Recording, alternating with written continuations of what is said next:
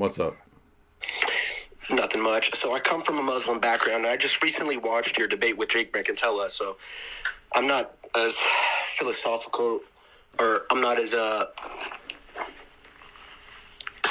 smart in philosophy as you guys are, so I had struggle, understanding the terms and everything in the debate, but I understand your point of that we count God by division and not by identity, and I just wanted to understand why is that we don't count it by identity. I didn't say that. I said that we count in different things in different ways, and I said that the ancient world counted by division, and that was uncontroversial, because you can look at Al-Ghazali, you can look at Aristotle, you can look through medieval arithmetic manuals. Like, that's how they counted. That's why the Nicene Creed says that God is one and indivisible. And when you read, for example, Maximus the Confessor, he talks about the monad is first, and then we have from the monad the dyad, and it's a splitting of the monad into a dyad and then into a triad. So that's literally dividing, counting by division.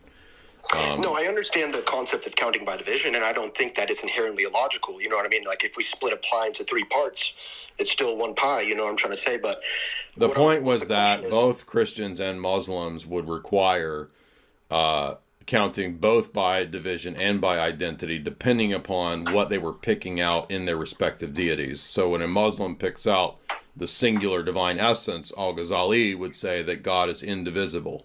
But when you're picking out specific divine attributes, you would need to identify them and pick them out in a different way. But we still recognize that there are multiple attributes. We don't say that there are one attribute. We count the attributes by identity as well, because I just said you count the attributes by identity.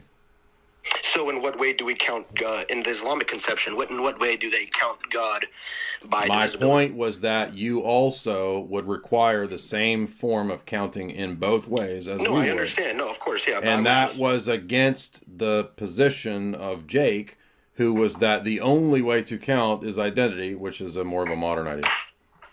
No, I understand your point now, but I'm trying to say, in what sense in the Islamic conception do they count by divisibility? By the essence, when, for example, if you're talking about the unity or tawheed, for example, Al-Ghazali speaks of God as one and indivisible.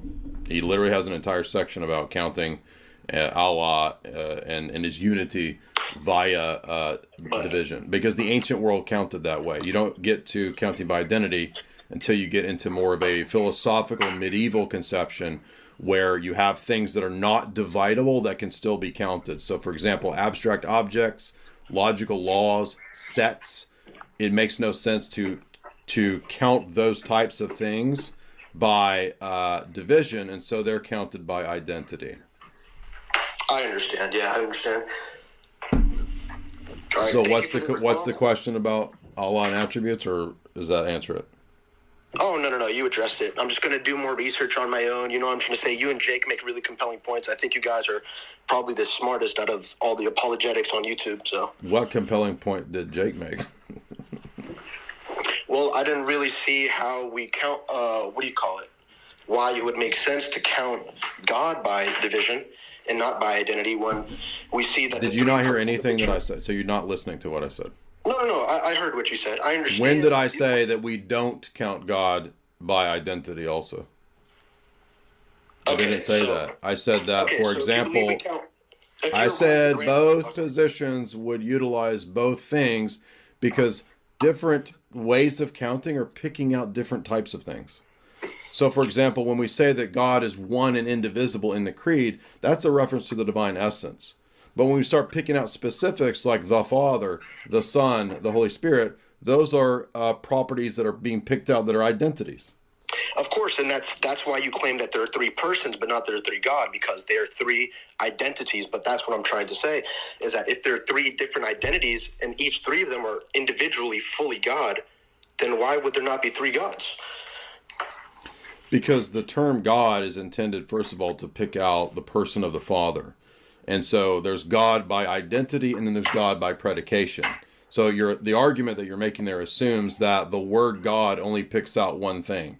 But in divine revelation, for example, the word God picks out multiple things, such as divine persons, divine energies, the divine essence, divine human people that are called gods or divinities, and then angels that are called gods or divinities or demons. The word God, G-O-D, is a broad term that can be used to pick out all of those things. And so the entire Muslim argument is premised on a word concept fallacy that the word God only picks out or has a reference to one thing.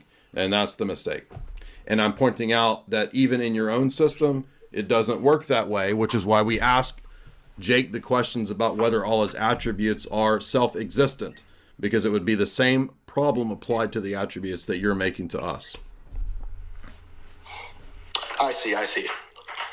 So do you? What I would then ask would be, if God has this nuanced definition, so when you make the statement from Trinitarian, you have the same position. You have the same metaphysical scheme at work. Oh yeah, for sure. I'm just trying to understand this. So when we say that the Father is God, you're saying that it's both predication and identity? With the Father is God because he is source, art, fount, cause, etc. Yes. And the Son and the Spirit participate in divinity by predication, right? So they receive their divinity from the Father. But properly speaking, in monarchical Trinitarianism, the word God is a reference to the person of the Father. Okay, so only the Father can be used, God, in an identical form, but for the Son and the Holy Spirit, it would have to be in a predicative form. Am I understanding that correctly? Because they receive, it's not wrong to call the Son God because he has the divine nature. But it's, for us, first and foremost, God picks out the person of the Father, but it can also be used to pick out the divine nature, divine operations, and it can also be used to pick out human and angelic and demonic entities. The demons are called gods, for example. So then, if I were to say the Son is... Can I give you an example? Sorry, I just want to ask one quick question. So if I were to say the Son is God, then I'm not really saying that he is God in the identical sense. I'm saying that he is divine. He possesses God's essence, but he's not actually God in the identical sense. Not in the sense of being the Father, because the Father is, properly speaking, the cause, the fount, the source, etc. Then that's why Jesus says the Father is greater. That's the Orthodox understanding of monarchical Trinitarianism. I see. But then, that's when I start to see what Justin Martyr was talking about in his dialogue with Trypho, because you just denied the identity of God with Jesus Christ, when I think a majority of Orthodox Christians would say, no, Jesus Christ, or the Son, is God by identity. Like, it's not just a mere predication. That's just assuming, again, that argument is assuming equalitarianism and that the word God only has a reference to the divine nature. And that's the very thing that we just pointed out is not monarchical Trinitarianism. No, my gripe is really that when we're saying the Son is God or Jesus Christ is God, we're not actually saying that he is in the identical sense, where it's more akin to saying God or Jesus Christ is divine. He is the divine Son who possesses the divine nature. Many Christians find that problematic, though, to deny the... I'm a defender of Orthodox Christianity, which is the teaching of the Second Ecumenical Council on monarchical Trinitarianism. So I don't care what Roman Catholics think, don't care what Protestants think. We're not interested in a popularity contest. And by the way, the Muslim view is the exact same. It's just not with persons, it's with attributes. Do you believe that Allah's attributes are God? No. He possesses attributes. Okay, so the attributes are not God by identity. No. So they don't self-exist? No. They depend? They're not dependent. Well, if they don't self-exist, then they are so self-existence means that they are independent. So they can't be dependent. I see. So if they're dependent on God, what would be the implications of that position? Then the word God cannot just refer to Allah in one sense. It also has to pick out other things, and you have to have other ways of counting and distinguishing in Allah.